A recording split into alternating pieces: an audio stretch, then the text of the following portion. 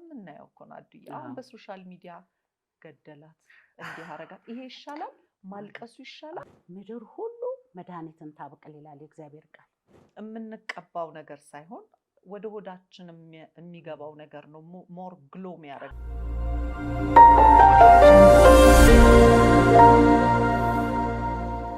የተከበራችሁ ውድ የዘመናዊ ሾው ተከታታዮቻችን፣ ቤተሰቦቻችን እንደምን አላችሁ?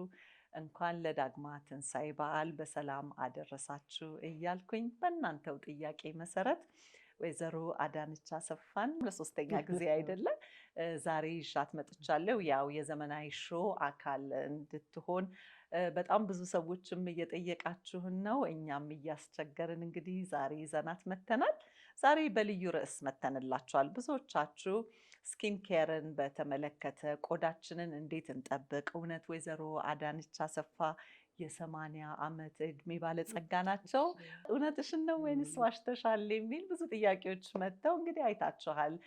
እርሷ ራሷ 80 ዓመቴ ነው ብለሽናል እና በጣም ብዙ ሰው ተደንቋል። አዱዬ ቆዳሽን እያዩ እንዴት ነው 80 ዓመት እንደዚህ መሆን ይቻላል ወይ ብለው ብዙዎቹ ጥያቄ አቅርበዋልና በቅድሚያ እንግዲህ እንኳን ወደ ዘመናዊ ሾው እንደገና መጣሽ ብዬ እንግዲህ በክብር ለእኔ ትልቅ ክብር ነው ነግሬሻለሁ። አንቺን አጠገቤ አድርጌ ማውራቴ እንደናንተ አይነት ዘመናዊ ዘመዶች ስላሉኝ እድለኛ ነኝ ብዬ አስባለሁ። በድጋሚ እንኳን ደህና መጣሽ። እንኳን ለዳግማ ትንሣኤ በዓል ደግሞ በሰላም አደረሰሽ። እንኳን አብሮ አደረሰን። በጣም ነው ማመሰግንሽ። በጣም ድንቅ ነው በእውነት እኛ እንደኛ አይነት እናቶች ፈልገሽ በማቅረብሽ በጣም ነው ደስ የሚለኝ። ተመልካቾች ደግሞ በጣም ነው ያበረታቱኝ። ኮሜንቱን አይቻለሁ። ይበልጥ በቃ እንደውም ይበልጥ ራሴን እንድጠብቅ ነው ያበረታቱኝ። በጣም እግዚአብሔር ይስጥልኝ። ቆሜ እግዚአብሔር ይስጥልኝ እንዳልል እንዳልከብዳችሁ ነው። በጣም ደስ ይለኛል። ከእንግዲህ በኋላ ደግሞ ያለኝን እውቀት ለማበርከት በደስታ ነው የምመጣው። እግዚአብሔር ይባርክሽ። እሺ፣ በጣም አድርጌ አመሰግናለሁ አዱዬ። እንግዲህ ዛሬ ለዳግማ ትንሣኤ ብዙም ሰዎች እንደጠየቁት እንዳልኩሽ ስኪን ኬር እኔ እንደው ለተመልካቾቼ እንዳሳይ በዚህ ልጀምር ብዬ ማለት ነው። ስኪን ኬርን በተመለከተ እኔ በተለይ ሆስተሲንግ ከጀመርኩበት ከዛሬ 21 ዓመት ጀምሮ ብዙ አይነት የፊት ቅባቶችን ስሞክር ኖሬያለሁ። እንደው ይሄ ፊት ያልቻለው ጉድ የለም ብዬ እላለሁ ብዙ ጊዜ። ለምንድን ነው ስራው የሚጠይቅ ስለነበረ ብዙ አይነት ቅባቶችን እንቀባ ነበረ እዛ ላይ። ከዛ የለመደብኝ እንግዲህ እስካሁን ድረስ ኦፍኮርስ ስኪን ቆዳ በደንብ መመገብ አለበት ብዬ እኔም አስባለሁ። የቀድሞ እንግዲህ እዛ በምሰራበት ቦታም የኢትዮጵያ አየር መንገድ የአስተማሪዎች የግሩሚንግ አስተማሪዎች በደንብ አስተምረውን ነበር ቆዳችን እንዴት እንደምንንከባከብና እዚህ ጋር ተመልካቾቼ እንድታዩልኝ ያህል ከምጠቀማቸው ፕሮዳክቶች መካከል ይዤ ቀርብ ያለሁኝ እኔ የተለያዩ ብራንዶች አሉ። ብዙ ጊዜ የምጠቀመው 2 ብራንዶችን ነው። አንደኛው ይሄ የጃፓኖች ምርት ነው፣ ሽሼዶ ይባላል። ልታውቁት ትችላላችሁ። በአይ ክሪም፣ በዴይ ክሪም፣ በናይት ክሪሞች አሉኝ። እነዚህ ደግሞ በኬልስ፣ እነዚህንም አሜሪካን ሀገር ነው የምገዛቸው። በጣም ነው የምወደው። ስለ እውነት የቆዳሽን ጥግብ ነገር ያደርገዋል። ለረጅም ዓመታቶች ተቀብቻለሁ። እነዚህ ደግሞ ሶስቱ እነዚህ አይነቶች ደግሞ የአይ ክሪም ይሄ ከስር ቆዳችንን የምንቀባው አይነት ነው። በብዛት እነዚህ ሁለቶችን ፕሮዳክቶች እጠቀማለሁ። አልፎ አልፎ ደግሞ እነዚህ ኦሌይን እጠቀማለሁኝ። ይሄን ሁሉ ነገር ግን ስጠቀም እንግዲህ እስከዛሬም እየተጠቀምኩኝ ነውና ስለ እውነት አንቺን አየሁና 80 ዓመት እውነት ይሄ ቆዳ 80 ዓመት እንደዚህ ይቆያል ወይ ብዬ ሳስብ በጣም ጥያቄ ሆነብኝ። ተመልካቾቻችንም እንደዛ አሁን በጣም ብዙ በኔም እድሜ ያሉ የኔም ታናናሾች ቆዳቸው በጣም ሲበላሽ እናያለን። ካለ እድሜያቸው ሲጨማደድ እናያለን። እንቅልፍ በማጣት አሁን እኔ ለምሳሌ በጣም ይሄ ችግር አለብኝ። የተለያየ ሀገር በሚሄድ ሰዓቱ ይዛባብኛል። እዚህ ሀገር ስመለስ ፕሮፐር የሆነ የተስተካከለ እንቅልፍ አልተኛም። አይኔ ስር ይጠቁርብኛል። በቃ ይሄ እየጠቆረ በሚሄድ ሰዓት እንደዚህ የመጨማደድም ነገር አያለው። ይሄን ሁላ እየተቀባሁኝ ማለት ነው። እና ራሱ ኑሮ ስታይላችን የቆዳችንን ነገር አፌክት ያደርገዋል፣ ይጎዳዋል ብዬ እኔ አምናለሁ። ምክንያቱም ስለ እውነት በምችለው አቅም እንግዲህ በምንችለው ሁላችንም በአቅማችን ጥሩ ፕሮዳክቶች ለመጠቀም እንሞክራለን። ነገር ግን ሁሌም ያሳስበኛል። ይሄ ሁሉ ኬሚካል ይሄ ሁሉ አመት እንግዲህ እየወሰድኩት ነው። አንቺ ደግሞ ባለፈው ስትነግሪኝ እኔ በተፈጥሯዊ ነገር ብቻ ነው እንዴት ነው ፊትሽ አድዬ በ80 ዓመት እንደዚህ ቁልጭ ያለ ፊት ይዘሽ የተቀመጥሽው ብልሽ እኔ በተፈጥሮ ራሴ በማዘጋጀው ነገር ነው ብለሽኛልና እንዴት ይህንን ሳትጠይቂ ያለፍሽ ብለው እንግዲህ ወቅሰውኛልና እባክሽን አድዬ አንቺም ትጠቀሚውን ነገር እንድትነግሪኝ ፈለኩኝ። እንግዲህ አሁን ይሄ መልኩ ውብ ነው፣ ብልቃጦቹ ያምራሉ። ይሄኔ ደግሞ ብልቃጦቹ እንደዛ አይደሉም። አሁን ፊታችን የፊት ዴድ ስኪን ለማንሳት አሁን ብዙ ሻካራ ነገር ነው የሚጠቀሙት ወጣቶች ቢጠቀሙት። ግን ይሄ ቆዳው ካራሰ ይነጫል። በደረቁ በምናሸው ጊዜ እንደውም የመሰንጠቅ ባህሪ ያመጣል። የላይኛው ደግሞ ይሄ ተፈጥሮ መስታወቱ ከተነሳ ለብዙ ነገር ይጋለጣል። እኔ አሁን ይሄ ራሴ የሰራሁት ነው፣ ከአትክልትና ፍራፍሬ ነው።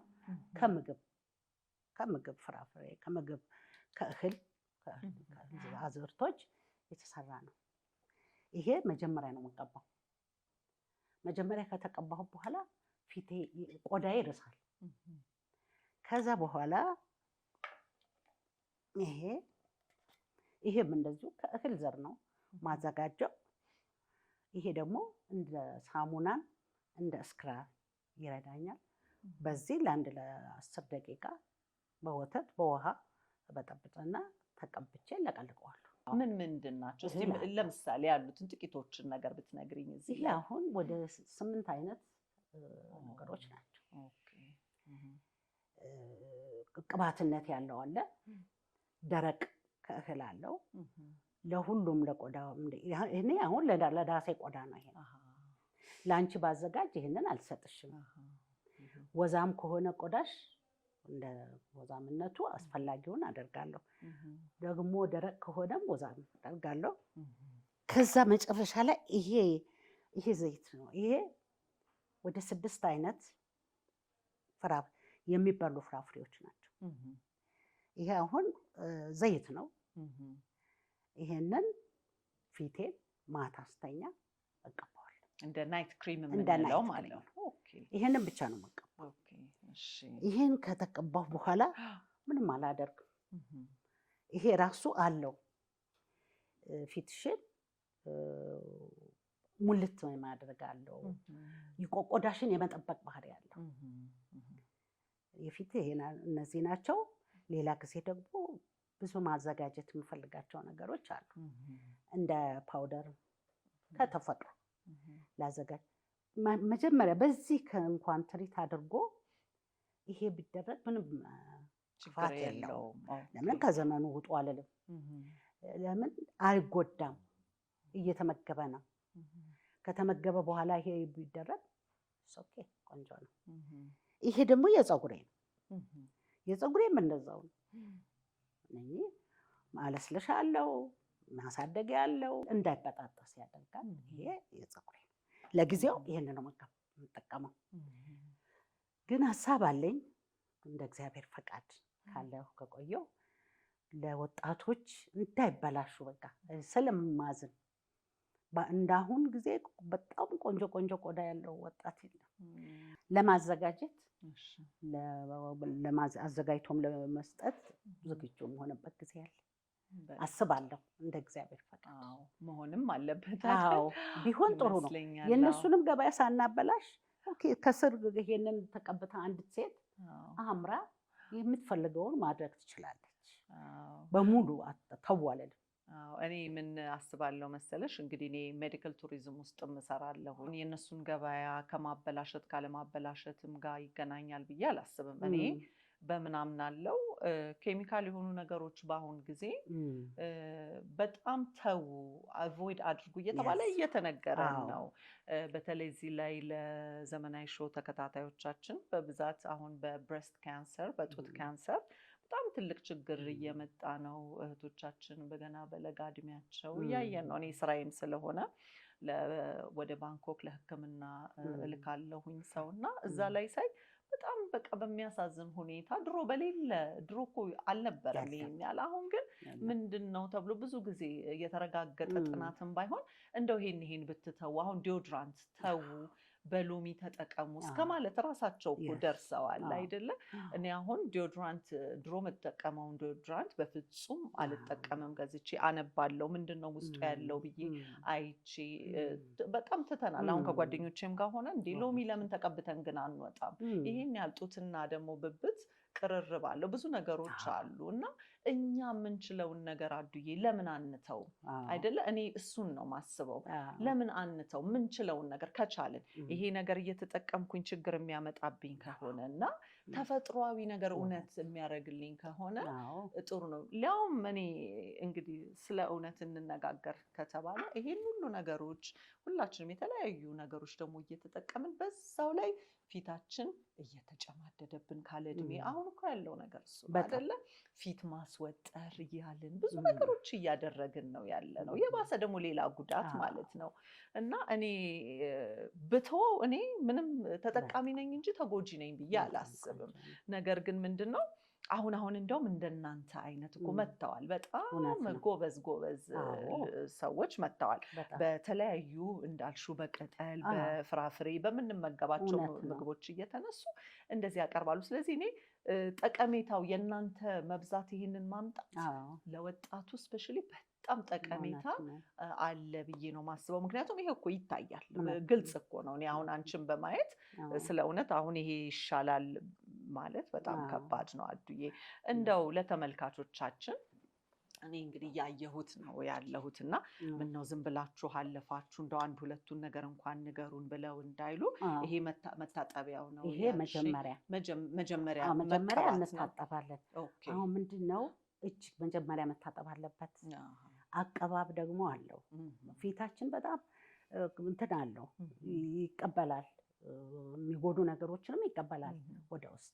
አሁን ለዛ እጃችን መጀመሪያ መታጠብ አለበት። ለፊት በጣም የሚገርምሽ እኔ በቃ ባለሁበት በዚህ ዘመን ፎጣዬን ልጆቼ እንኳን አክተዋቀው ፎጣዬ ራሴ ነው፣ ሳሙናዬ ራሴ ነው፣ ሁሉ ነገር ራሴ ነው።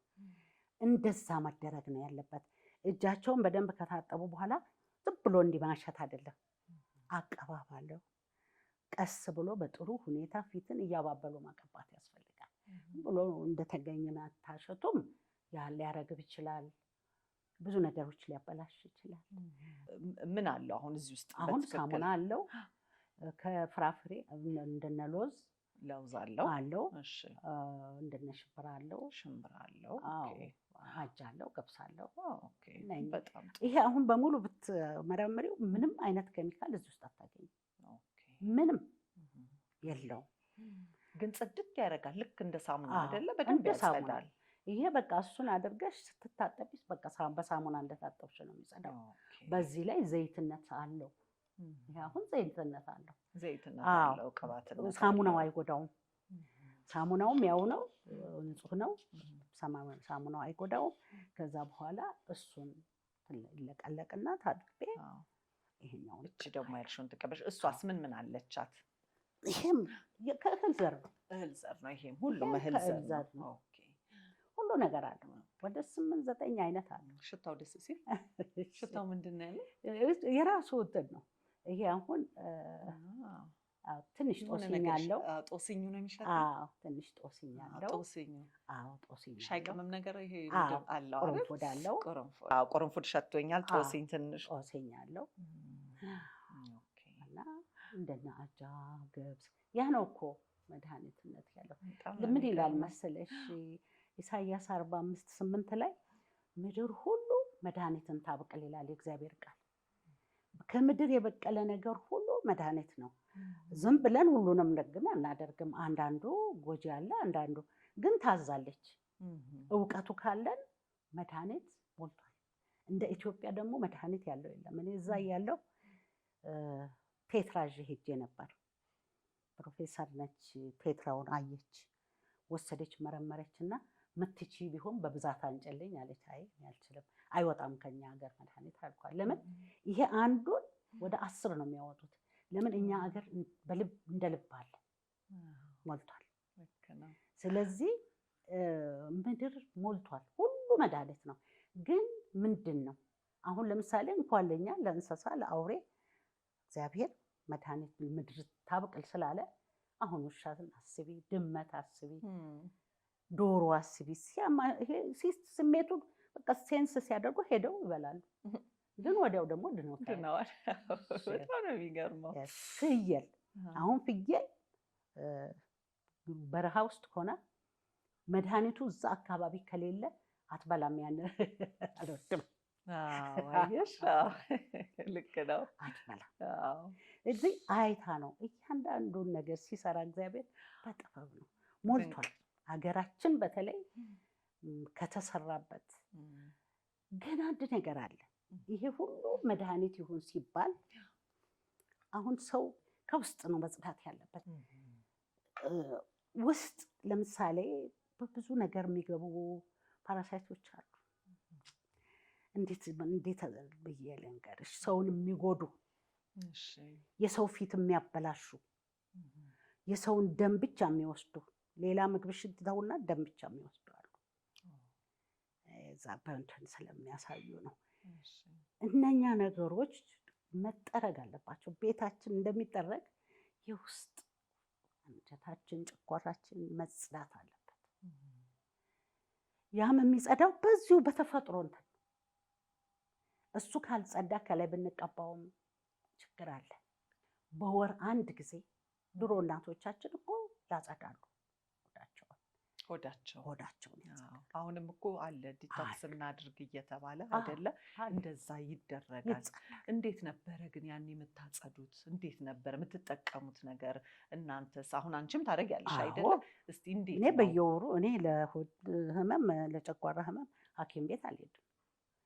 ራሴን አክማለሁ ለብዙ ነገር። እንደው ሴንሲቲቭ የሆነ ልብ ምናምን ከሆነ እንጂ ለዚህ ለስናንሽ ነገር አልሄድም። ቢቆስል ማጥፊያ አለ። አንድን ይጠጣሉ፣ በየወሩ ያጸዳሉ ሆዳቸው። ግን ስጋም ይበላሉ፣ ወተት ይጠጣሉ። እንደውም ያልተፈላ ወተት ሁሉ ነው የሚጠጣው ያኔ። መሬቱ ንጹህ ነው፣ አትክልቱም ንጹህ ነው። አሁን እኔ እነኚህን ነገሮች ለመስራት አትክልት ብፈልግ ዝም ብዬ ከገበያ ገዝቼ አልሰራም። ለምን አይሆንም? በምንድን ነው የበቀለው ያ ውሃ አትክልቱ? እና እርድ ራሱ አሁን እርድ መድኃኒት ነው እንላለን። ከየት ውስጥ ነው የወጣው? አፈር ውስጥ ብዙ ነገሮች አሉ፣ እንደሚጠቅሙንም የሚጎዱ ነገሮችም አሉ። ደርቆ እንኳን በቃ አንዳንድ ማይሞት አለ። ሞት ፈጭተሹ ሆድ ውስጥ ሲገባ ህመም ያመጣል። እና መሬት ላለው ሰው ተክሎ ራሱ ይታከማል። ያ ከበፊትም አዳማ ጠይቄ የነበረና ሳይሆን ቀርቷል። በአትክልቱ ነው የማከመው። እዛ አሁን የሚታከመው አትክልቱ ነው። ያ የታከመ አትክልት ብትጠቀሚው በቃ ራሱን መድኃኒት ነው። ካሮቱ መድኃኒት ነው፣ ዱባው መድኃኒት ነው፣ ሁሉም መድኃኒት። አሁን እዚህ ምንድነው በምን ውሃ በቀለ? እንዴት ነው የተያያዘውስ? ተቆርጦስ ደግሞ እንዴት ነው?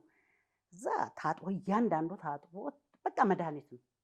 ልክ ለመድኃኒት አሁን ኬር እንደምታደርጊ እና አትክልቶቹንም በጣም ነው ኬር የምታደርጊያቸው። ያ ተቆርጦ መድኃኒት ነው።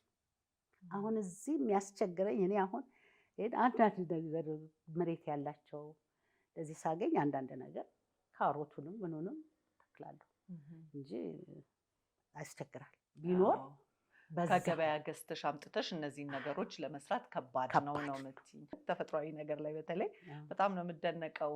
ስለ እውነት ብዙ ነገር አምልጦናል ብዬ አስባለሁ። በተለይ ደግሞ አሁን ደግሞ ያሉ ልጆች ደግሞ ያሳዝናሉ አይደለም?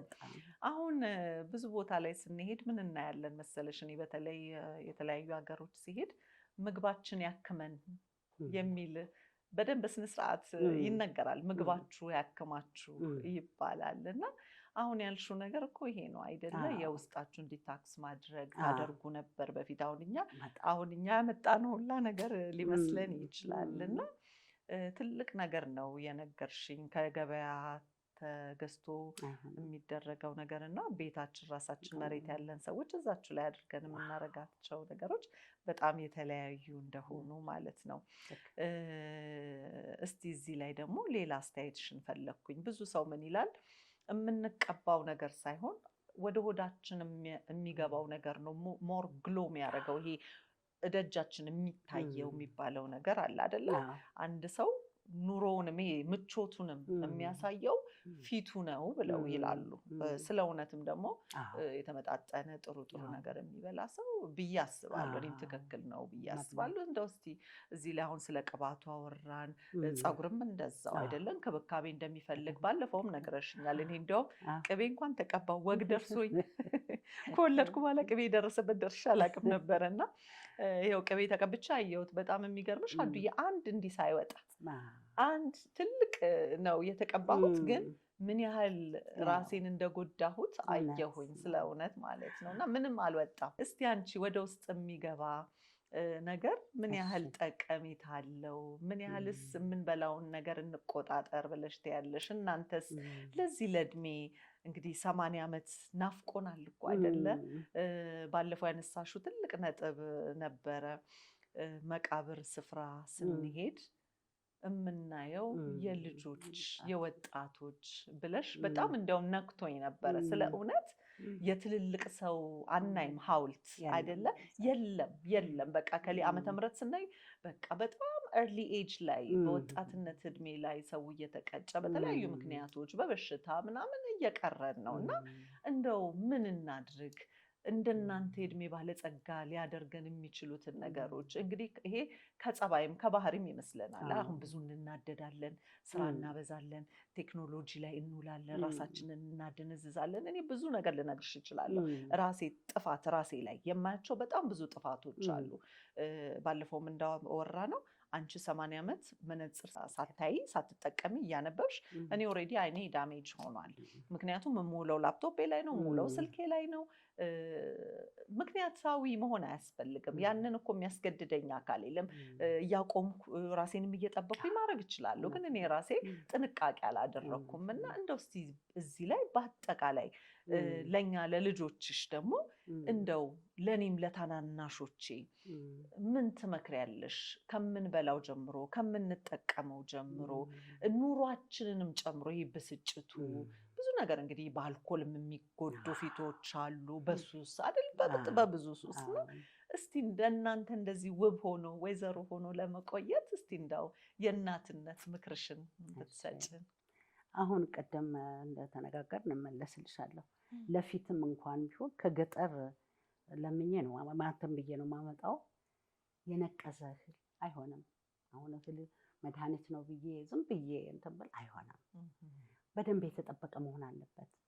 የምንበላውም ነገር በቃ ማንም መብላት እኮ ያለ ይበላል፣ ግን የጸዳ ቢሆን ዝም ብለን ጎመን በጣም ጥንቃቄ የሚፈልግ ምግብ ነው።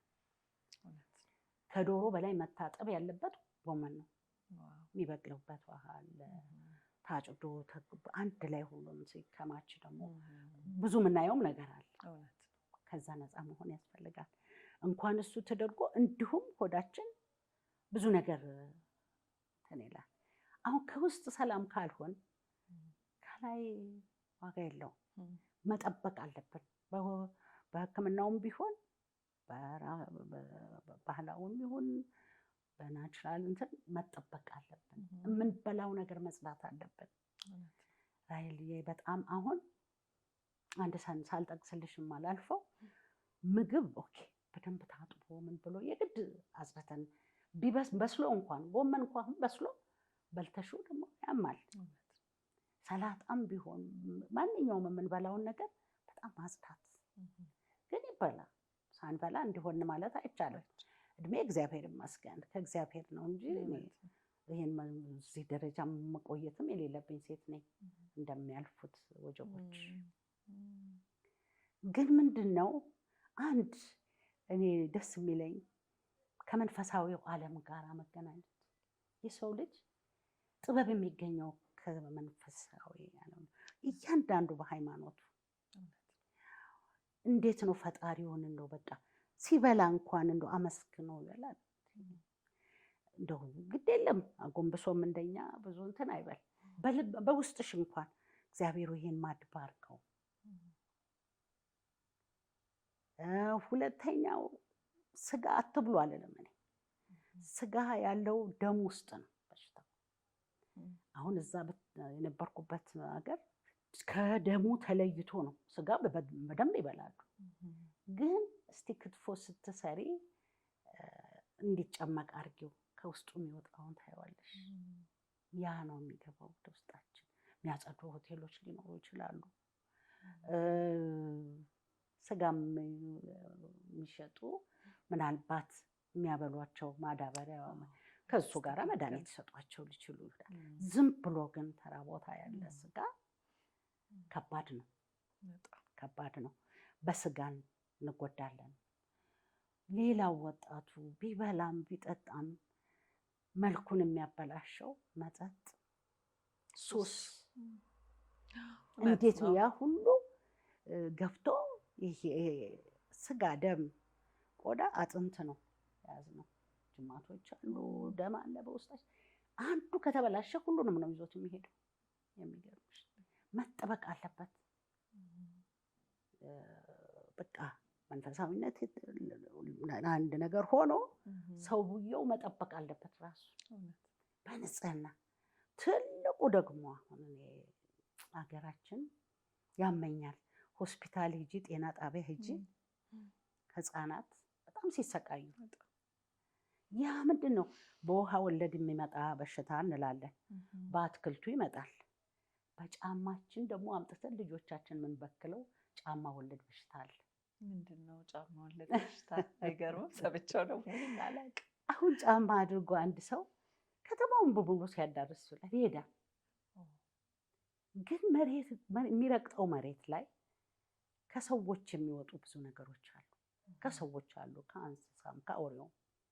ያንን ረጋግጦ ልዩ ልዩ በሽታ የሚያመጡ ነገሮችን ተውሳኮችን ይዞ ቤቱ ገባ። ጫማ እኔ ውጪ ነው ካልታጠበ አይገባም። መኝታ ቤታችን ልዩ ልዩ ፓራሳይት አቅፈን ነው የምናድረው። እንደዛው እንደተደረገ መጥቶ እዛ አውልቆ ከተኛ በአፍንጫው ሲስበው ያድራል። በአይን የሚገባ አለ። በመሳሪያ ብታዩ ያ ክፍል በብዙ አይነት በሽታ ህፃናት ልጆቻችን የሚድሁ ይኖራሉ። እያነሱ አሁን ከመሬት ብዙ ነገር ነው የሚበሉት። ለልጆቻችንም በሽታ ይዘን እንመጣለን። እኛም አብረነው እያደርን እንታመማለን። ጫማ መኝታ ቤት መግባት የለበትም። በቃ አብሮ ማደር የለበትም ካልጸዳ። ትልቅ በሽታ አምጪ ኢትዮጵያ ውስጥ እሱ ነው።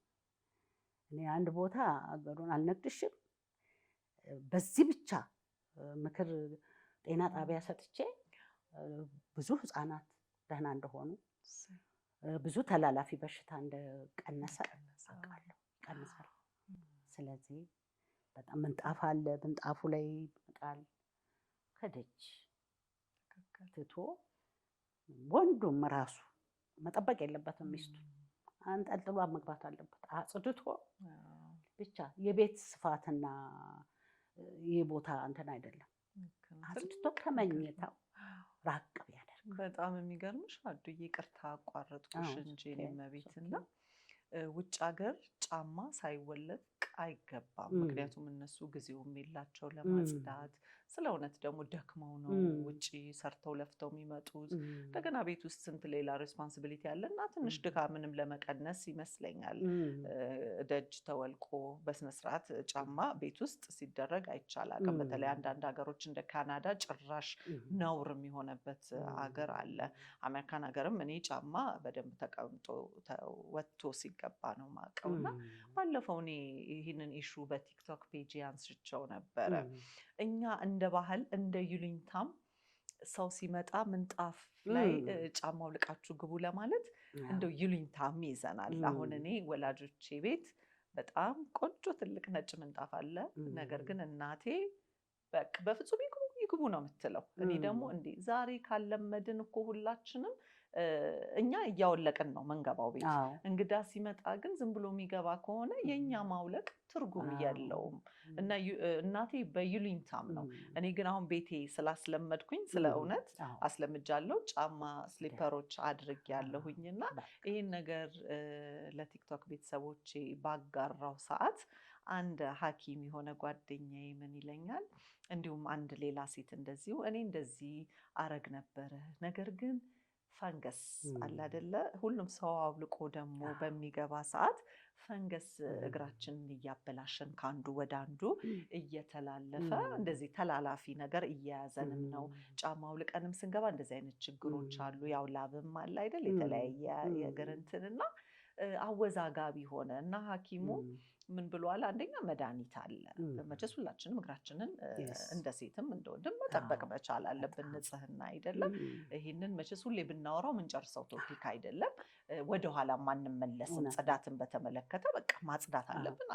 ነገር ግን አንዱ ምናልባት ፈንገስ የያዘ እግር ቢኖር እና እዚህ ቤት ውስጥ አሁን ምንጣፍ ላይ ቢወጣ ያ ነገር የመጋባት አቅሙ ሰፊ ነው። ስለዚህ እህቴ ምን አለች መሰለሽ? እኔ ሁል ጊዜ የሚጣሉ ካልሲዎች እንደ ሳክሶች ዩዝ ኤንድ ትሮ አለኝ አለች። ጫማዬን ውልቅ አርጌ እሷን ጥልቅ አርጌ ነው የምገባው። አንደኛ ሰውንም አላሳቀቅም። ለምን ይዟት ስለነበረ ሰውም ጋር ማጋባት አልፈልግም። እንደገና እኔንም እንዲይዘኝ አልፈልግም ብላ ትልቅ ነገር ነገረች። በጫማ የሚመጡ እንደዚህ አይነት ነገሮች እንዳሉ ያው በአቅም እንዲህ በበሽታ ደረጃ ትልቅ ሆኖ ግን አላውቅም። ትልቅ ነገር ነገርሽኝ እና ውድ የዘመናዊ ሾው ተከታታዮቻችን እንግዲህ እያነሳን ያለውን ሀሳብ እየተጋራችሁን እየወደዳችሁት እንደሆነ አስባለሁኝ። ኮሜንት ሴክሽን ላይ እናንተስ እንዲህ ተላላፊ በሽታዎች በሚመጡ ሰዓት ምን ታደርጋላችሁ? ቤታችሁ እንግዶች ሲመጡ ጫማ ያውልቁ ወይንስ አያውልቁ? እንዴት ነው የቤታችሁ ስርዓት? አሁን ካነሳነው አንጻር ማለት ነው። በሽታዎች አሉ፣ የተለያዩ ነገሮች አሉ። ባህላችንን አክብረን ያው ሰውንም ሳናስቀይም ማለት ነው በምን አይነት መንገድ ተነጋግረን ይሄንን እንደው ሰውንም እንዳይከፋው አለ አይደለ?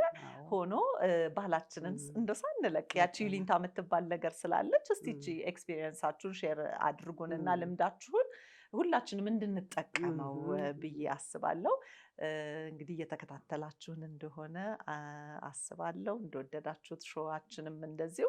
እንግዲህ የዚህ የቅባት ነገር አዱዬ እኔ እርግጠኛ ሆኜ የምነግርሽ ይሄ ፕሮግራም ካለቀ በኋላ በዝርዝር አሁንም ማቅረብ አለባችሁ ብለው እንደሚሉን አስባለሁ።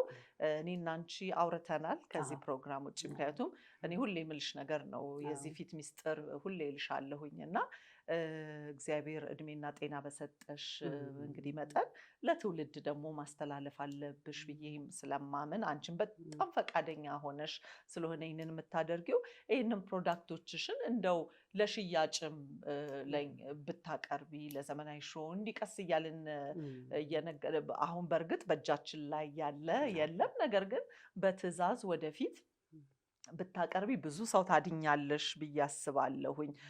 እንዳልኩሽ ብዙ ብር እያፈሰስንም ምንም ለውጥ ያላመጣን ሰዎች አለን እና አንቺ ደግሞ እንደ ስራ መሆን የሚችል ነገር ነው። ስለ እውነት ደግሞ አንቺ በጣም ፈቃደኛ ሆነሽ ነው እኔ እንደውም እሰራዋለሁ ብለሽ ያልሽው፣ አሳያችኋለሁ፣ እሰጣችኋለሁ ብለሽ ያልሽው እና እንደው ብትሰሪው ይሄ እኮ አናገኝም እኮ እኛ የትም ቦታ እና በእኔ በኩል ራሱ በጣም ብዙ ኔትወርክ አለኝ እና እንደው ብትሰሪው ለብዙ ሰዎች ማድረስ እንችላለን ብዬ አስባለሁ።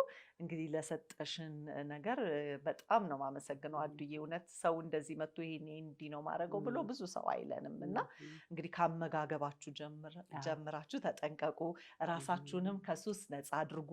የሚቀባው ብቻ ሳይሆን ነው እኔ የገባኝ አይደል ከውስጥ እንደገና ደግሞ የባህሪም ለውጥ ማድረግ። በጣም አመሰግናለሁ አዱዬ፣ እግዚአብሔር ያክብርልኝ። የተከበራችሁ ውድ የዘመናዊ ሾው ተከታታዮቻችን እንግዲህ አሁንም ቀንጨብ አድርገን ነው ያለፍነው። ሌላ ዛሬ 2 ኢሹ ነው እንግዲህ እናነሳለን ብያት የመጣሁት።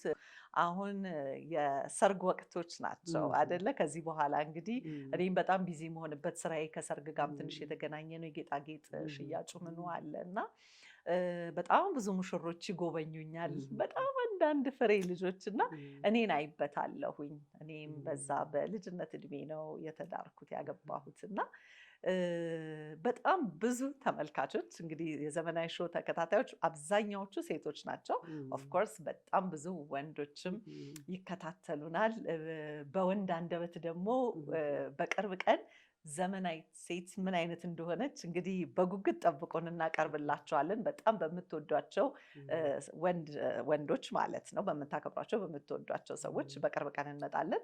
ነገር ግን አዱዬ እኔም በጣም ስለሚያሳስበኝ ልክ እንደ ስኪን ኬሩ ከምሬን ነው የምልሽ ትዳር ላይ በጣም ያው አማካሪም ስለነበርሽ ማለት ነው እንደአሁንም በጥቂቱ ማለት ነው ብዙ ሙሽሮች እኔ ጋር ሲመጡ አያለው፣ በቃ አወራቸዋለሁ። እንዴት ነው ታሪክን የተስተካከለ ህይወት እንዲኖራቸው እመኛለሁ እና ስንመርጥላቸው ምናምን እናወራቸዋለን። እንዴት ነው በቃ ኤክሳይትመንቱ አለ፣ ደስታው አለ ምናምን።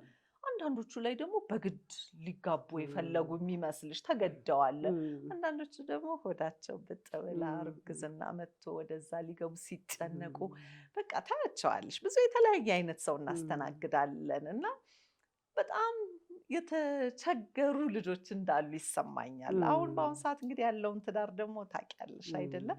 ብዙ ሰው ግራ ገብቶት እንግዲህ የማማከርም አገልግሎት ስለምትሰቂ ታውቂዋለሽ ብዙ ችግሮችን እና እስቲ እንደው ስለ ትዳር አንድ ሴት ልጅ ምን አይነት እድሜ ላይ ወይንም ምን ይዛ መግባት አለባት ትዳር ላይ ብለሽ ታስቢያለሽ? የመጀመሪያ ጥያቄ። ከገባችስ በኋላ እንደው ብንመከር፣ እኔ አሁን ብመከር ኖሮ ብዬ አስባለሁ። ድሮ እንደዚህ ቢኖር ኖሮ ብዬ በጣም እመኛለሁ። አሁን እነዚህ የምናያቸው ፕላትፎርሞች በኖሩልን አቤት ስንት ነገር እማር ነበር፣ ስንት ነገር አውቅ ነበር ብዬ አስባለሁ። እና እስቲ እንደው ስለ ትዳር እንደው ትንሽ ብትይን፣ እንደው ለዘመናዊ ሾው ተከታታዮች ብዙ የተቸገረም ሰው ስላለ ከገባም በኋላ ብዙ የታመሙ ትዳሮች እናያለን። በቁስል ውስጥ የሚኖሩ እህቶችን እናያለን።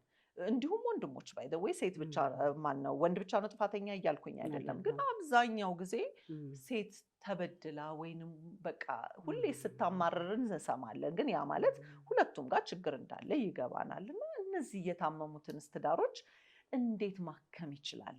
አንዳንዴ ባለሙያዎችም አሉ እኮ እንደናንተ እናቶች ግን ትዕግስትን ከናንተ በመማር ብዙ ነገሮችን ከናንተ በመማር ልናድን እንችላለን ብዬ ስለማስብ እስቲ እንደው ለወጣት እህቶቻችን አሁን ለተጋቢዎች ወይንም ወደፊት ለሚያቅዱት ምን ይደረግ ብለሽ ትያለሽ? ባለፈው አትቸኩሉ ብለናል። ትክክል፣ አትቸኩሉ ብለናል። ችኮላ ብዙ ነገር ያጠፋል። ሴት ልጅ ያው ከአጥንት ስለተሰራች ጠንካራ ነች። ብዙ ነገር ማቀድ ማየት፣ ልጅ ወጣትም ሆና ከወንዱ ሌላ ነው አስተሳሰቧ። ምንድነው እግዚአብሔር ሲፈጥራት ሚስት ናት፣ አካል ናት። ከጎን አጥንት፣ ይሄ ጎድን በጣም ጠንካራ ነው። በዚህ ላይ ደግሞ ጎድን ባይኖር ኖሮ ሁለመናችን ከዚህ በላይ ያለው ክፍት ይሆንና ይጎዳል። አጥር ነው እግዚአብሔር አጥር ሰርቶ ነው የሰራን ማለት ነው። ሚስት ማለት ቆም ብላ ራሷን መጠየቅ አለባት። እዛ ቤት ምገባው ምን ልሆን ነው? ከገቡ በኋላ አይደለም የሚሰራው። ምን ላደርግ ነው ምገባው እዛ ቤት? ባሎችን አልነካም። እነሱ ደግሞ እንመጣበታለን በሌላ ቶፒክ። ልክ ነሽ። አሁን ሴቶች እህቶቻችን ሚስት ልትሆን ነው የምትገባው፣ የልጅ እናት ልትሆን ነው የምትገባው፣ እሱንም ልትሸከም ነው የምትገባው። ምክንያቱም ቃል ኪዳን ገብታ ነው የምታገባው። ከቤተሰብስ ምን መክረን ነው ደግሞ የምንሸኘው ልጆቻችንን? ለምሳሌ እጮኛ ያስኩ ብላ አንዲት ሴት ልጅ ለእናቷ ስትነግር፣ እናቲቱ ብቻ አይደለችም ሰውየውን የምትገመግም፣ አክስት አለች፣ አጎት አለ። አይ እሱማ እንዲህ አጭር ነው፣ እሱማ እንዲህ አይደለም ወይ? ከዚህ በፊት እኮ እንዲህ አይነት ሰው ጠይቆ ነበር ከአሜሪካ መጥቶ። ያቺ ልጅ ያንን ሴፍ ታደርጋለች። እና ወንድ ደግሞ ሆደ ባሻ ነው፣ ነገሮችንም ይይዛል። በፍቅር ከቆዩ በኋላ በዛ በፍቅሩ ጊዜ ምንም አትልም። ቀስ ይልና ያ ነገር ይወጣል። አንድ ቀን አንድ ነገር ከጎደለ መቼም ጠንካራ ነች ስላልኩሽ ምጥን ያህል ነገር ሴት ልጅ ከቻለች ሌላውን አያቅታትም። ቤቷን ልትሸከም ነው እኮ የገባችው። አጥር ናት ሚስት፣ ቤት ናት። ከጎኑ ነው የወጣችው፣ ከልቡ ስር ነው የወጣችው። እንዲያዝንላት ነው። እግዚአብሔር በጥበብ ነው የሰራት ሴትን፣ ጥበበኛም ነች። አሁን ትንሽ ነገር ብትኖር አባስታ ለቤቷ ሰርታ ነው። ግን ያንን ነኝ ወይ ብላ መብሰሏን ቆም ብላ ማሰብ አለባት። ይሄ ነገር ቢመጣ እችለዋለሁ ወይ? ለምሳሌ የባሌ እናት ኃይለኛ ቢሆኑ ምንድን ነው ማድረገው? ብጥብጥ በቃ የሰርጉ አካባቢ ብቻ ሰላም ይሆንና ከአንድ 2 ዓመት ወይም ከወራት በኋላ ሌላ ነገር ይመጣል። ልጅቱም አንድ ነገር ሲጎልባት በልጅነት እንትን ያቺ ነገር ተቀርጻባታለች እና አንተ እኮ ባሌ ልትሆን አይገባህም ነበር። በቁመቱ በኔ ለወንዶች ብቻ ማገዝ የማይደል ነግራቸዋለሁ ሌላ ጊዜ እና ከሴት የሚወጣው ነው። ያ ደግሞ ወንዱን በቃ በጣም እንትን ውስጥ ይከተዋል። አይረሳውም። እሷ ልትረሳ ትችላለች። ሚስቴ እኮ ይሄን ያለች እንዴ ነው። ያንን ሁሉ እችላለሁ ወይ? አጥር ልሆንለት ነው ወይ ምገባው? ቃል ኪዳኔን ልፈጽም ነው ወይ? እንደተጋቡ ጊዜ ላይሆን ይችላል። ሰው ነው፣ ሊታመም ይችላል። እችለዋለሁ ወይ? ቃል ኪዳኔን እወጣለሁ ወይ? በሌላ አልለወጠውም ወይ? በቃ እንግዲህ አንዴ አይኖቼን እሱ ላይ ፊክስ አድርጌያለሁ። ባሌ ላይ በቃ ባሌ ነው፣ አካሌ ነው። አካል እኮ ነው ባል። ሚስትም እንደዛው። ቅድም ተነጋግረናል። በመቻቻል አይደለም፣ መመካከር፣ መተዛዘን። ሴት ልጅ እንደው ልትመታ አይደለም ሌላ ህይወት ማላፍ አይደለም፣ ልትመታ እንኳን ታሳዝናለች። ለምን? እሱን ተሸክማ ነው ስታረግዝ፣ እሱን ነው የተሸከመችው። 9 ወር እሱን ተሸክማ ብዙ ነገሮች አልፋ ልጅ ታሳቅፈዋለች። ሊያዝንላት ይገባል። ባሌ ይሄን ለማድረግ ብቁ ነው ወይ? ዛሬ እኔ ቬሎውን አይደለም ማየው፣ የሚመጣልኝን ጌጥ አይደለም ማየው፣ መልኩም ብቻ አይደለም፣ ሀብቱም አይደለም። ሀብት እኮ ሁለቱ ሰርተው የሚያመጡት ነው። እንግባባለን ወይ? ለወደፊት ይሄ ባሌ በጠቁር በከሳ ከወዲሁ እኮ ያስታውቃል አይደለ? እንደ አንዳንድ ነገር ከመጀመሪያ እያሉ አይሆንም። እና በቃ ረጋ ብለው ራሳቸውን አስበው አይተው አይቸኩሉ። አሁንም እኔ ችኮላ ላይ እድሜ ነው አሁን መልሱ። እድሜው ነው። ትውልዱ በዚህ ነው ወደኋላ ሄደው። እኔ በጮኝነት ጊዜ እናቴ ሰማች፣ እናቴ ተስማምታለች። እሰማቸዋለሁ ጓዳውን ይለኛ አይነገረንም። እኔ ግን እሰማ ነበርና አክስቴ ምን አለች? ወደደችው ይሄንን ልጅ አለች። አዎ አፍንጫው አጭር ባይሆን አለ እና እኔ ግን ከፋኝ። ያችን ያሻንች ደግሞ ያችን ያስኩ አይባልም። ለእሱ አይስማ። ሁለቱ ናቸው እኮ የሚኖሩ። ትክክል። እኔ ልጄ ቤት ሄጄ አልኖርም፣ ልጄም ደግሞ ቤቷ ነው። እሷ ከወደደችው እኔ ምን አገባኝ? በቃ ትውደደው። ጥሩ መሆኑን አያለው። ዝም ብዬ አልለቅም፣ እመክራለሁ። ከዛ ውጭ ገብቶ አይባልም። ትዳር የሁለት ሰው ነው። ሌላ ተመልካች አያስፈልገው። ሁለቱ መስማማት አለባቸው። ከገቡ በኋላ ሌላ ጣልቃ ገባ አያስፈልግም። 3ኛ ሰው በአጠቃላይ አያስፈልግም። ባልና ሚስት ከባለፈውም ብየዋለሁ፣ መመካከር፣ መፈቃቀር፣ ሁሉን ነገር በግልጽነት መነጋገር። እሷ ደግሞ ያው ጠንካራ አጥንት ነች። ገጠር አይተሽ እንደሆነ ውሃውን ተሸክመው ልጅ ተሸክመው እህሉን ተሸክመው ምናምን ያ አንዳንድ ጊዜ ሳይ እግዚአብሔር በቃ አጠንክሮ ነው የሰራት። ለወንዱ እንደሱ ብትሰጪው አይሰራው። በጉልበት አይደለም፣ በጥበብ ግን ጠንካራ ናት። ከአጥንት የበለጠ ጥንካሬ ያላት፣ ትንሹን ትልቅ ማድረግ፣ ቤቷን መስራት፣ ትዳሯን መያዝ እና ያ ደግሞ ሊታወቅላት ይገባል። ሲያዝንላት ለሁሉ ፍቅር ነው።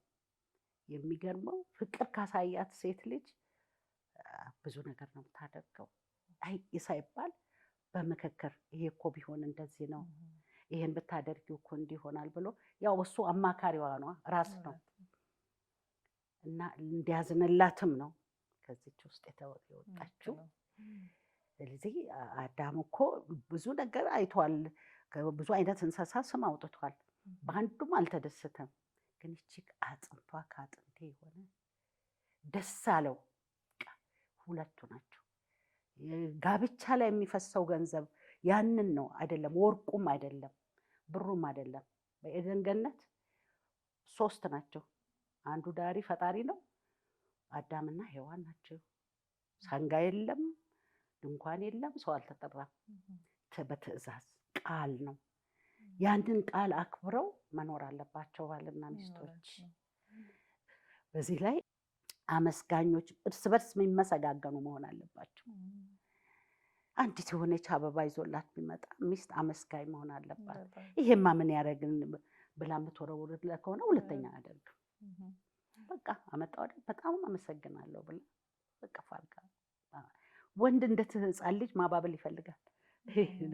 በቃ ቶሎ ይቆጣል። ቁጣውን ደግሞ ማብረድ ሴቷ ትችላለች። እንትኗ የተሰጣት ጥበብ ነው። ጥበበኛ ሴት ይላታል። በቃ እንጂ ማንም ወንዱም ተሰርቶ ያለቀ በቃ እንደ ቅቤ የለሰለሰ አይገኝም። ሴቷ ግን እርስ በርስ እንደ ወፍጮ እንደሚወቀር እናቶች እንደሚወቅሩት ከላይም እየተገፈፈ ነው ሰው አብሮ የሚኖረውና ምንን ማየት ያለባቸው ባለፈው እንደተነጋገርነው ልጆቻቸው በቃ ይወለዳል። ያቺ ሚስት ዛሬ ገባች፣ ዛሬ ሆ ተብሎ ገባ፣ ነገ ለስሟም ጥሩ አይደለም። ሁለተኛ ሶስተኛውም ደግሞ እየባሰ ነው የሚመጣው። መጀመሪያ የምታውቀውን በስነ ስርዓት ትያዝ ነው የምለው። እዚህ ጋር እኔም ውመን ኢምፓወርመንት ላይ ያው ሴቶችን በርቱ ጎብዙ በማለት እንግዲህ ብዙ ስራዎችን እሰራለሁኝ እና አንዳንዴ የአንዳንድ እህቶች ህመም ያመኛል።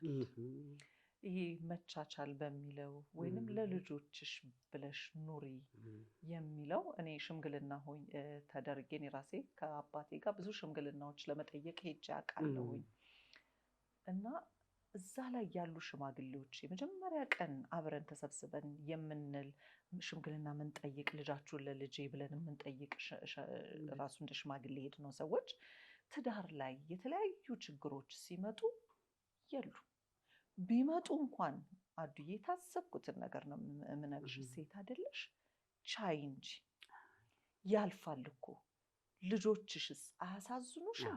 ልክ ብቻዋን እንደወለደቻቸው እዚህ ጋር ሳይድ ማድረግ አይደለም። ይሄ ማንም ሰው የሚያውቀው ታሪክ ነው።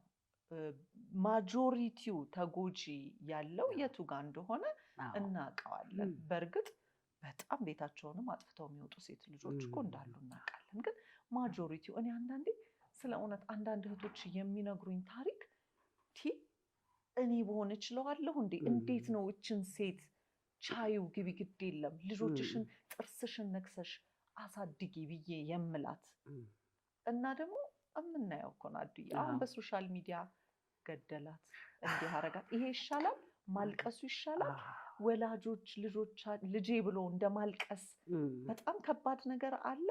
ስለዚህ እች ሴት ለምን አትረዳም? ለምንድን ነው ቻይ ብቻ ሁሌ የምትባለው? እኔ ስለ እውነት በቃ የሆነ የሚሰማኝ ነገሮች አሉና ለምንድን ነው እንደዛ የምንለው? እኛ የምናሸማግል ሰዎች ማለት ነው። ወይንም ለልጆችሽ ብቻ የምናያቸው ነገሮች አሉ። እንዳልሽው ልጆች መበተን የለባቸውም። በትክክል አምናለሁኝ። እሷም የምትችለው ያህል መቻል አለባት፣ እሱም እንደዛው መስተካከል አለበት። እኔ ግን ለምንድን ነው ጫናው ወደ ሴቷ የሚያዘነብለው? ሁለቱም ጋር ሚዛናዊ የሆኑ ነገሮች እንዲመጡ ለምን አይደረጉም? አንቺም እስቲ በዚህ በማስታረቅ ሂደትሽ እንዴት ነበረ ፍርድ የምትሰጪው? እኔ ብዙ ጊዜ እንደዚህ ስለምቀርብ ነው። ስቀርብ ግን የምናገረው ነገሮች ይሄን ነው። በጣም ይቅርታ አድርጉልኝ ብዬ ብቻዋን ሴቷን ለመምከር ሞክራለሁ። በጣም ብቻዋን ማለት ነው። እንደዚህ ነገሮች ሲመጡ እንደዚህ ብታደርጊ እንደዚህ ብዬ እንደው አንዳንዴ አደላለው ልበልሽ፣ በቃ ህመሟን ይጋባብኛል። እና እስቲ እንደው አንቺ ደግሞ እንደ እናት እዚህ ጋር ምንድን ነው ሊያስታርቅ የሚችለው ነገር? እስቲ ይህንን ብትነግሪኝ። እኔም ራሱ ያመኛል። ወንዶችም የራሳቸው የሆነ የሚያጠፉት ነገር አለ። በሴቶችም በኩል አለ። ግን ጫናው እንዳልሽው ይሄ ስለ ቻዩ የሚባል መቼም እኔ ሁሌ ያነሳዋለሁ። ዶክተር ወዳጄነህ አንድ ነገር ሲል ነበረ። ቻዩ ይባልና አንዲት ልጅ ወጥታ ራሷን አጥፍታ እንደተገኘች ተናግሯል። እንደዛ አይነት ነገር እንዳይሆን ባልየውም በቃ ይሄ አሁን እኔ የማወራልሽ እንደው እግዚአብሔርን ቢፈሩ በቃ ወደ መንፈሳዊ እንትን ቢያተኩሩ። ድሮ እኮ የድሮ ባሎች ምንድን ነው መሰለሽ እኛ የኔታ እኮ እየኮረኮሙ ያስተማሩን እኮ የሚያስተምሩት የነበረው የመንፈሳዊ ይዟል፣ ህብረተሰቡን ይዞ ነበር። አሁን ግን ጓደኛ ሌላ ነገር ይላል፣ ጊዜው ሌላ ነገር ነው የሚለው፣ ሲወጣ ሌላ ነገር ነው የሚያየው። አንድ ጊዜ ቆርጦ ከገባ በኋላ አይኑን ቤቱ ላይ ቢያደርግ ደስ ይለኛል። አሁን ደግሞ የመጣ ፋሽን አለ ሴቶችን የሚመክርበት። ሴቶች ይደውሉና ባልሽ እኔን አግብቶኛል ምናምን ሲሉ ሚስት ተበሳይታ ጥላ ትወጣለች። አይ አልወጣልሽም ነው ማለት። እውነቴን ነው እንደው በእውነት እንዴ ትታለቅ አንዱም እኮ ሊሆን ይችላል ሳይሆንም ብዙ ትዳር ፈርሷል። ብዙ ልጆች ያቺ የምትወስደዋም ሴት ነገ ጧት እንደሚወሰድባት ማወቅ አለባት። ንገሪኝ ካልሽኝ በግልጽ ልናገር እና በቃ እውቀት ያስፈልጋል። ትክክል። መምራትን፣ መጠንከርን፣ አስተዳዳሪ ትልቅ ድርጅት እኮ ነው ሴት የምታስተዳድረው። እዛ ውስጥ ሊታዘንላትም ይገባል። ወላጆች የሆኑ እኔ ቤት ስትመጣ የልጄ ሚስት ቤተሰብ እንዳላት ማወቅ አለብኝ። እኔ ለልጄ እንደምሳሳ የምትሳሳላት እናት እንዳላት። ይሄ አገራችን ውስጥ የተነዛ አንድ ስሙ ራሱ አማት፣ ስትሄጂም አማትሽን እንዲህ በይ፣ ምራትሽ እንዲህ የሚባለው አራርቋል። የልጄ ፍቅር ለእኔ ፍቅር ነች። ልወዳት ይገባል። 10 ጊዜም እየሄድኩ የሆነ ያልሆነውን እንትን ልላት አልፈልግም። እኔ የሚገርምሽ ካልጠሩኝም አልሄድም። ቀጥታ አድርገልኝ ልጆቼን ጠልቼ አይደለም። ቤቷ ነው፣ እሷ ነች ልትኖር የገባች። እኔ ቃል ኪዳን ገብቼ አልወለድኩትም። እሷ የቃል ኪዳን ሚስቱ ከእኔ ትበልጣለች። ደሱ የምትጠየቅበት ነው። ሲርበው የምታበላ ነች፣ ሲቆሽሽ የምታጥብ አጥባ የምታለብስ ነች፣ ቢታመም የምታገላብጥ ነች። እኔ እውነት ልንገርሽ ልጄ ሚስቱን ነበረ የሚጠራው። በቃ አትንኪኝ ይላል። እውነትም ነው እኮ አይደል? አካል ነች። እኔ ተሸካሚ ነኝ፣ እሷ ግን ግማሽ አካል ነች። እውነት ነው። እና እግዚአብሔር እኔ ጸሎት እናቶች በእውነት ነው የምልሽ ብዙ እናቶች ለሀገራችንና ለትዳር አልጸልይ። እኔ ማስታወሻ አለኝ፣ ልጄ ታውቃለች። ከእሁድ ሰኞ፣ ማክሰኞ ለነፍሰ ጡሮች፣ ለተጋቢዎች፣ ለባልና ሚስቶች ብዬ አጀንዳ ይዤ ነው የምጸልየው። ለሀገሬ ለወጣቱ ቀን አለኝ። በቃ ይሄ ዛሬ በቃ ለርጉዝ በምጥ ለተያዘ ይችላለሁ። ምናልባት ሞኝነት ሊመስል ይችላል፣ ግን ሁላችንም እናቶች ድሮ እንደዛ ስለሚደረግ ኢትዮጵያ በእውነት ኢትዮጵያ እጆቿን ወደ እግዚአብሔር ትዘረጋለች ይችላል የኢትዮጵያ አምላክ። በጣም እውነት ኢትዮጵያ በቃሉ ላይም በብዙ ቦታ ተጽፋ ነው። የማንም ትልልቅ አገር አልተጻፈም እንደ ኢትዮጵያ። ልታርሙኝ ትችላላችሁ። ኢትዮጵያ የተባረከች ምድር ነች። ምንም ያጣንባት ነገር የለም። ፍቅር ቢኖረን እጅ ለእጅ ተያይዞ ባልና ሚስት ብቻ አይደለም፣ ወጣቱ እጅ ለእጅ ተያይዞ ቢሰራ ኢትዮጵያ ምን ዛሬ በትነሽ የዛሬ 3 ወር አጭደሽ የምትበይባት ምድር። ብዙ ነገር ተሰጥቶናል። ውጭ ነው አይናችን ያለው፣ ሌላ ያሳመረው ላይ ነው። ሴቷም ሚስቱን ያሳመረ እሷንም ያሳምራት መስሏት አይናችን ሌላ ላይ ነው። ሌላ አይናችን እኛ ላይ፣ ቤታችን ላይ፣ አገራችን ላይ መሆን አለበት። ትንሽ እንዲህ አይነት ነገር ሲሆን ነርቨስ ሆናለሁ። ለምን መሰለሽ? ኢትዮጵያች አይደለች፣ ህዝቡ ፍቅር ነበረው። እኔ ያደግኩበት መደዳውን ሌላ ብሔር ነው። የሚገርምሽ ገበያ ስትሄድ አንዷ ጓደኛ አራስ ካለች በድሮ ጦጦስ የማይሰጡ እናቶች ያችኛዋ እያጠባች ትጠብቃታለች ከገበያ እስክትመጣ ድረስ። ያችኛውም ስትሄድ ለዛ እኛ ዘር ምናምን አናውቅም። ትክክል። አሁን ምንድን ነው ስንተኛ ነገር ይዘን እንተኛለን? እንዴት ነው የሚወስደን እንቅልፍ? ፍርሃት አለ። መሬት ሰው አሁን ለምንድን ነው ተንቀጠቀጠ የሚንቀጠቀጠው? ሰርቆ ሲያዝ፣ ሞት ሲፈረድበት፣ መጥፎ ነገር ሲደርስበት ወንዱም እንኳን ይንቀጠቀጣል። ምድራችን የምትንቀጠቀጠው ራሱ እኔ እውነት የኛ ጥፋት ነው ብዬ የማስበው። ኢትዮጵያችን የዳቦ ቅርጫት የምትባል ነበረች። ትምህርት ቤት ስንሄድ እኮ እነ ሸዋ ዳቦ ሲመሰረት እኔ ኮሜርስ ነበርኩና አንዳንድ ዳቦ በነፃ ለተማሪ ይሰጣል። በቅርጫት ተይዞ ልግዛም ካልሽ 5 ሳንቲም 10 ሳንቲም ነው። ግን ያ ሁሉ የሆነው ምንድነው? በፍቅር ነበረ። እኔ ብቻዬን ከአዲስ አበባ 470 ኪሎ ሜትር እስከ ቦረና ድረስ ልጆች ይዤ ብቻዬን ነድቼ ሄድ ነበር። ምንም የለም መንገድ ላይ ሁሉ ቤተሰብ ነው። ፍቅር ነው የጠፋው። እኔ አሁን ለኢትዮጵያ ሕዝብ ለወጣቱም ለህፃናቱም የምለው ፍቅር። አሁን ምንድነው ፍቅር ሲጠፋ ከታች ያሉት ደግሞ ፍቅር እያጡ ሲጫወቱ እስቲ ስሚ፣ እነሱም የኛን እየወረሱ ነው። ትውልድ እያበላሸን ስለሆነ በቃ ኢትዮጵያ ያሳስባል። እውነትሽን ጥያቄ ላይ የሚከቱ ነገሮች አሉ አዱዬ። ሌላ ሳልጠይቅሽ ማለፍ የማልፈልገው ነገር ደግሞ አለ። ምን መሰለሽ፣ አሁን ብዙ ጊዜ ሴቷ በእናንተ ዘመንና በአሁን ጊዜ እንግዲህ ለውጥ አለ አይደለም?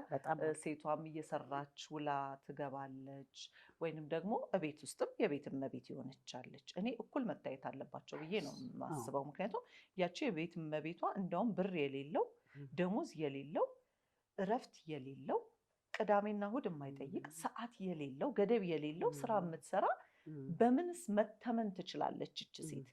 እና አንዳንድ ሴቶች እኔ አትበሉ ብዬ ወጥቻለሁ። እንደዚህ አትበሉ፣ ስራሽ ምንድነው? አይ ለጊዜው እንኳን ስራ የለኝም የቤት እመቤት ነኝ። እንዴ ከቤት እመቤት በላይ ስራ በአሁን ሰዓት ማለት ነው ምንስ አላችሁ? ምንም የለም። እቺ ሴት ለሰራተኛ ደሞዝ ከፍላ ብታረግ ስንት ደሞዝስ ነው የምትከፍለው? የትስ ተገኝቶ ነው? ልጆቿንስ እንዴት በምን አይነት መንገድስ ነው የምትቀርጸው? ስለዚህ የቤት እመቤቶች ስለ እውነት የሆነ ፕሮፌሽን ስም ሊወጣላቸው ይገባል። ራሱ ስሙ ራሱ በቂ ነው ለኔ። የቤት እመቤት የሚለው ቃል ለኔ በእውነት ነው የምልሽ፣ በቃ የሆነ ደስ የሚለኝ ነገር አለና በዚህ ደስ ይበላችሁ እላለሁኝ እንጂ ስራ የለኝም ብለው ማለት የለባቸውም። ሌላ እማየው ነገር ምንድን ነው፣ ልክ እንደ ወንዱ እደጅ ሰርታ የምትመጣ ሴት አለች። እኩል ሰርተው ማለት ነው። አሁን ጊዜው ተለውጧል። ወንዱም ሴቱም እቤት ሲገባ ሰው ከሌለው የቤት አገልጋይ ከሌለው እኩል መስራት ይኖርበታል።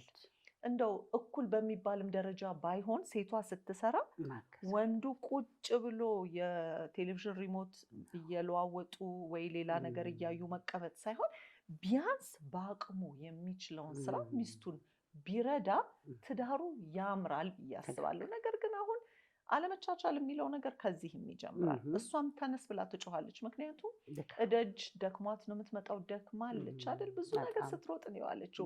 መታ እንጀራ መጋገሩ፣ ወጥ መጣዱ ብዙ ነገር ነው የሚጠይቀው። ወንዱ ደግሞ እንዴት እኔ ገብቼ እንደዚህ አደርጋለሁ ይሄ የሴት ኃላፊነት ነው ማለት አይጠበቅበትም። እና እስቲ እዚህ ላይ ጠቅለል አድርገሽ እንደው ባጭሩ እንደናንተ ጊዜም አይደለም፣ አንቺ ስራ ላይ ነበርሽ እንግዲህ ታውቂዋለሽ። እኔ አሁን ሁለቱንም እደጅ በጣም ምሰራ ሴት ነኝ። ስለ እውነት እቤት ብትይኝ እቤት የምፈልግበት ቀን የራሴ የሆኑ ቀናቶች አሉ። ኦልሬዲ ጭንቅላቴም ደግሞ ፊዚካሊም እኔ ሁለቱንም የሚፈልግ ስራ ነው ያለኝ እና ሁለቱም ነገር ደክሞ ነው የሚገባው። ስለዚህ እንዴት ነው በዛ ሰዓት እንደገና ገብቼ፣ እግዚአብሔር ይመስገን ልጅ አድጎልኛል። እዚህ ሀገር የለም በእርግጥ ግን ለራሴም ቢሆን ለቤቴም ቢሆን ማድረግ ያለብኝን ነገር አደርጋለሁ። አሁንም ግን ቁጭ ብሎ ተቀምጦ ማዘዝ በጣም ከባድ ነው እና እስቲ እዚህ ላይ እንደው ጠቅለል አድርገሽ ትንሽ አስተያየት ብትሰጭን ብዬ አስባለሁ። ወንዱ እዚህ ላይ ማሰብ አለበት። እኔ ቀደም ሴቶች እንዲህ ያድርጉ ያልኩት ወንዶቹን አልነካሁም ያልኩሽ ለዛ ነው። ወንዶች ሚስቶቻቸውን መርዳት ግድ ነው። አሁን ውጪ እሷ ካበሰለች እሱ ዕቃ ያጥባል፣ እሷ አልጋ ስታነጥፍ እሱ ቤት ይወለውላል። ግን በምንም አይነት አይጣሉም። በእንዲህ አይነት ማዘን መተዛዘን ነው እኮ አሁን የጠፋው። ሁሉን ነገር ከአጥንት ተሰርተሻልና ሁሉን ነገር ፍለጪ ቁረጪ አትችልም። ተደክማለች፣ ሰው ነች፣ መውለድ አለ። እንደውም እኔ የሚገርምሽ ውጭ ከሚውሉት እናቶች እቤት የሚውሉት ናቸው ልጆቻቸውን በስነ ስርዓት የሚያሳድጉ። ኑሯቸውም ደግሞ ጥሩ ነገር እኔ ስላለኝ ነው፣ በልጆቼም ስለማይ ነው።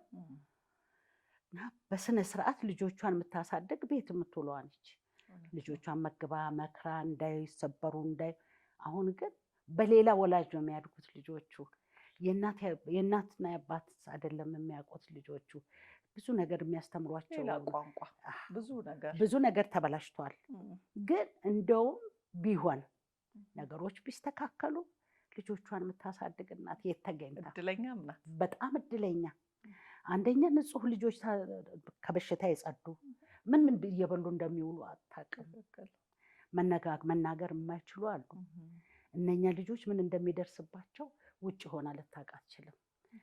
እቤትም ከሆነላት በቃ ከሆነላት እቤት የምትውለው የቤት እመቤት ለልጇ መድኃኒት ናት። ልትከበርም ይገባል። ምክንያቱም ቤቱን ተሸክማለች። እንደው ከአጥንት ነው የተሰራሽ ተብሎ ስትቀጥቀጭ አንላትም እኛም ስናማክር። እና ግዴታ ማረፍ አለባት። አረፍሽ ወይ በላሽ ወይ እንዴት ሆሽ? እራሷ እኮ እንዴት ወንዱ እኮ ዘደኛ ከሆነ ኧረ በስመ አብ በጣም ስለማቅ እኮ በጣም ሚስት ለባሏ ልዩ ነው የምትሆነው። ለምን ካሰበላት። እሱ ዝም ሲል ብዙ ነገር ይጎላል፣ ይሰማታል፣ አቅሟም ያልቃል።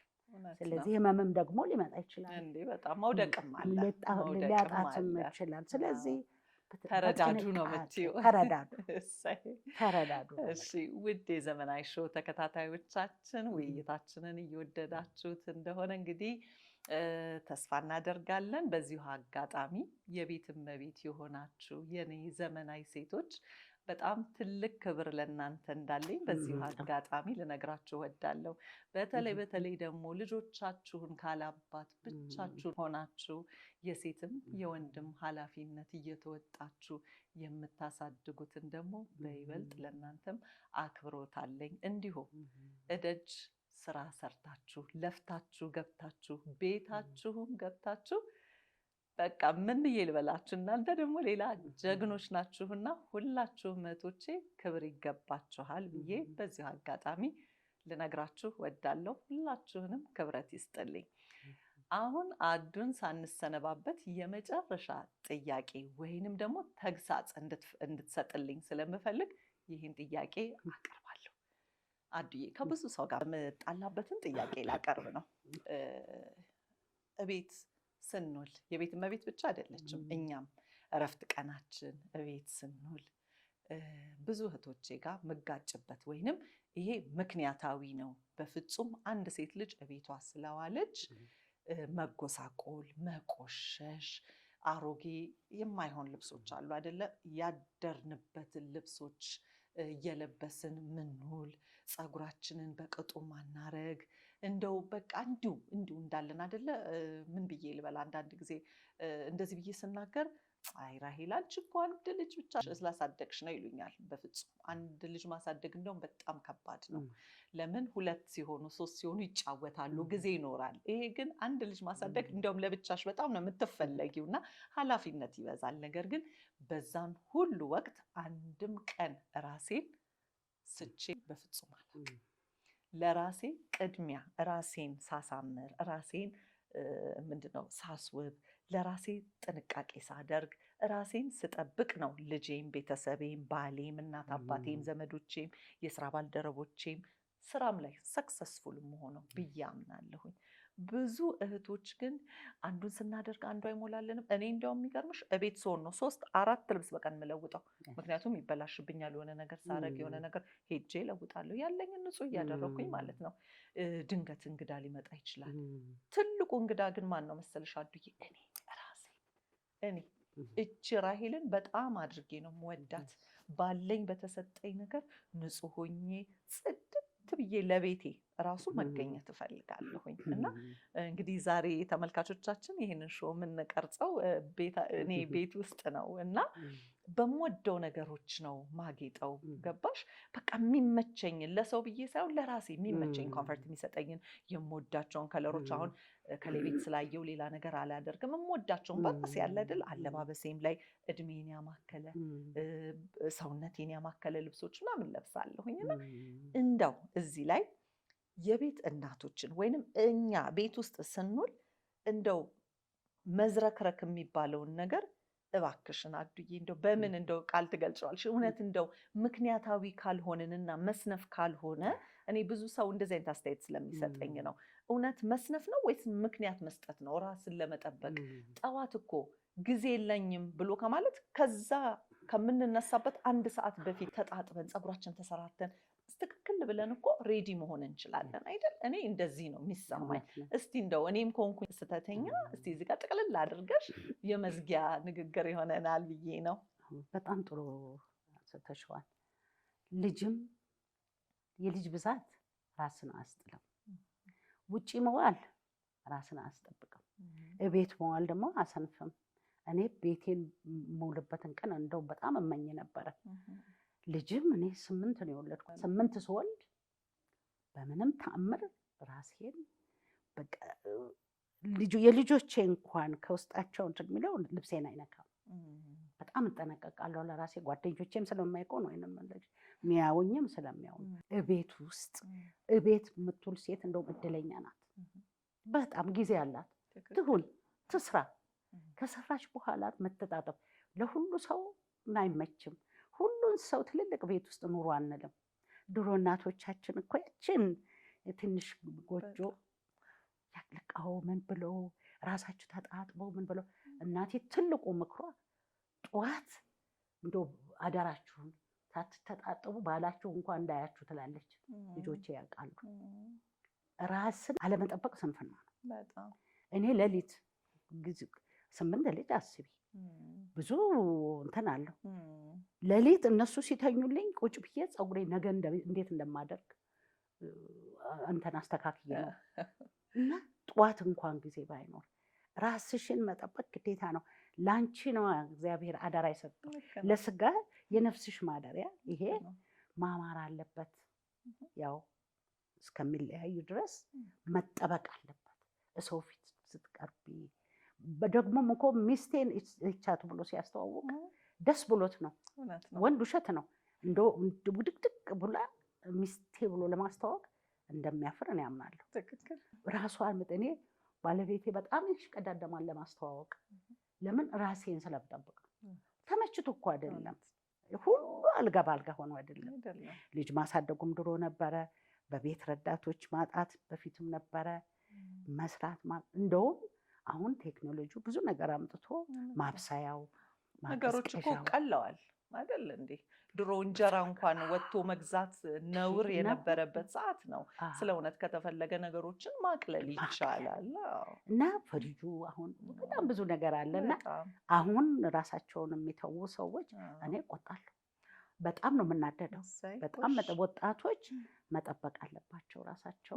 እነሱን አይተው ነው ልጆቻቸው የሚያድጉ። አስተማሪዎች ናቸው። ሴቷ ልጅም እናቷን ነው የምታየው። ነገ ጧት ባሏ ቤት ስትሄድ ጸብ የሚመጣው በዛ ነው። እናት አስተማሪ ናት። አባትም በበኩሉ አስተማሪ ነው። እግዚአብሔር ይስጥልኝ አድዬ። እንቆጣለን። ልክ ዛሬ እንግዲህ እንደዚህ ሀሳቤን የሚጋራኝ ሰው ስላገኘሁኝ ደስ ብሎኛል። የዘመናዊ ሾው ተከታታዮቻችን እንግዲህ ለዚህ ጥያቄ በቂ መልስ ያገኘን ይመስለኛል። ምንም እንኳን ስራው ቢበዛብንም ቤታችን ራሳችን ዘውድ ነን፣ የራሳችን እመቤት ነን እና ራሳችንን እናሳምር፣ እንጠብቅ እየተባላችሁ ነው። እርግጠኛ ሆኜ የምነግራችሁ ከአሁኗ ሰዓት ጀምሮ እንደዚህ አይነት እንኳን እህቶች ካላችሁ እውነትም ቅድሚያ ለራሴ እንደምትሉ አልጠራጠርም። እሺ እንዲህ ብለን እንግዲህ የሾዋችን መጨረሻ ላይ ደርሰናል። አድዬ እንዴት አድርጌ እንደማመሰግንሽ አላቅም። የኔ ዘመናዊ ለብዙዎች ደግሞ ምሳሌ ልትሆኚ ብዙ ዘመናዊዎችን ልታፈሪ ዋናው ዓላማችን የዚህ ሾው ዓላማ ዘመናዊዎችን ማፍራት ነውና አዲሱን ጀነሬሽን መለወጥ ነውና በየፕሮግራማችን የተለያዩ ኢሹዎችን በስፋት እየያዝን እየመጣን ይህንን ፕሮግራም ይህንን ዘመናዊነትሽን ይህንን አስተሳሰብሽን ይህንን እውቀትሽን ይህንን የእድሜ ባለጸጋነትሽን እንዴት ልታቆዩ እንደቻልሽ በዚህ ውበት በዚህ እውቀት ልታቆዩ በጣም የሚያስቀና ነገር ስለሆነ እንግዲህ ለተመልካቾቻችን ይሄን ልትሰጪ እንግዲህ ቃልም ስለገባሽ በተደጋጋሚ ሾዋችን ላይ ስለመጣሽ ክብረት ይስጥልኝ። በጣም አድርጌ አመሰግንሻለሁኝ። እንዲሁም ለዘመናዊ ሾው ተከታታዮቻችን በዚሁ አጋጣሚ ወይዘሮ አዳነች አሰፋን መጠየቅ ወይንም እንድታነሳልን እንድታብራራልን የምትፈልጉት ሀሳቦችን ኮሜንት ሴክሽን ላይ እየገባችሁ ኮሜንት ብታደርጉን እንግዲህ ፈቃደኛ ስለሆነች እያንዳንዱን ነገሮች እያነሳን እንወያይበታለን። ዘመናዊ ሾው ብዙ ዘመናዊዎችን እንድናፈራ ሰብስክራይብ፣ ላይክ እያረጋችሁ ኮሜንት እያደረጋችሁ ብዙ እህቶቻችን ወንድሞቻችን ቤተሰብ ጋር ቢደርስልን ብዙ ዘመናዊዎችን እነዛ ምንቀናባቸው የድሮዎችን እነትዬ ከሌ በቃ እኔ ጠርቼው ሁላ አልጠግበውም ወይዘሮ ከሌ እኮ እየተባለ የሰፈር አስታራቂ ሽማግሌ እየተባሉ የሚባሉትን እነዛ ደርባባ እመቤቶችን በስፋት ለማምጣት በጣም እጓጓለሁኝና ይህንን ሾው በማየት በመከታተል ሼር በማድረግ ሰብስክራይብ በማድረግ አብራችሁን ሆኑና እናንተም እንደኛ ዘምኑ እላለሁኝ። በጣም አድርጌ አመሰግንሻለሁ። እድሜ ከጤና ይስጥልኝ። ያንቺ እንግዲህ ምርቃት እዚህ ሾው ላይ መምጣት በራሱ ትልቅ ክብር ስላለው እስቲ እንግዲህ ተመልካቾችን ተሰናበችልን። እግዚአብሔር ይስጥልኝ። በጣም አመሰግናለሁ። በዚህ በተናገርኩትም ባቀረብኩትም አንዳንድ ጥያቄ ቢኖር መልሳለሁ። ላገለግልም እፈልጋለሁ። እግዚአብሔር አምላክ ይባርካችሁ፣ አንቺንም ያኖርሽ፣ ሀሳብሽን ይፈጽምልሽ፣ አገራችን ኢትዮጵያን ይጠብቅልን እግዚአብሔር። አመሰግናለሁ። በጣም አድርጌ ነው የማመሰግንሽ። ውድ የዘመናዊ ሾው ተከታታዮቻችን እንግዲህ የሚቀጥለው ሳምንት ደግሞ በሌላ ሾው እስከምንገናኝ ድረስ ቻናላችንን ሰብስክራይብ ማድረግ እንዳትረሱ። ብዙ ዘመናዊዎችን አብረን እናፍራ፣ እኛም ዘመናዊዎችን እንሁን እያልን እንሰነባበታችኋለን። የሳምንት ሰው ይበለን።